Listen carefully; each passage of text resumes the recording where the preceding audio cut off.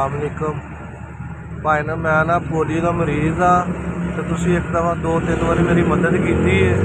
तो जी तुसी मेरे पैसे पूसे दिते हैं अपना भी इलाज कराया है तो अपने अबू दी दवाइयां शवाइयां भी लईयां ने हुण अबू भी थोड़े ठीक ने मैं भी ठीक हाँ मसला सी तो मेरे अबू के हरनिया का मसला सी दवाई शवाई ना खा रहे मेरा वालदा भी खा रहे हैं मैं भी खा रहा जो तुसी मैनूं पैसे पूसे दिते सी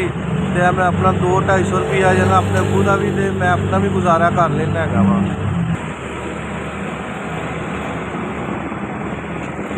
जी आ गई है तो ठंड बहुत लगती है तो मेरे को ना केस है तो इन्हें गुजारा नहीं होता कंबल तो मैनू ना दवाई क्योंकि पैसे की जरूरत है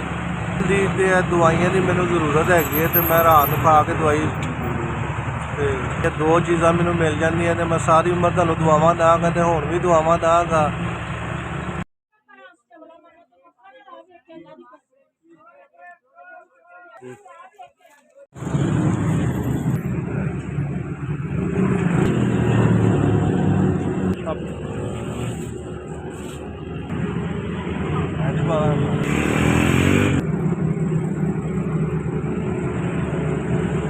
तो 4000 रुपया खर्चा किया वे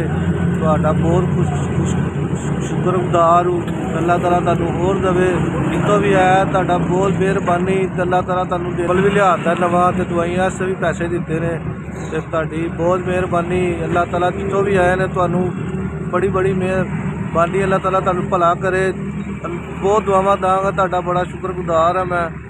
4000 का कंबल लैके दिता है अल्लाह ताला तुहानूं होर देवे ते मेरे वगैरह की मदद करते रहो।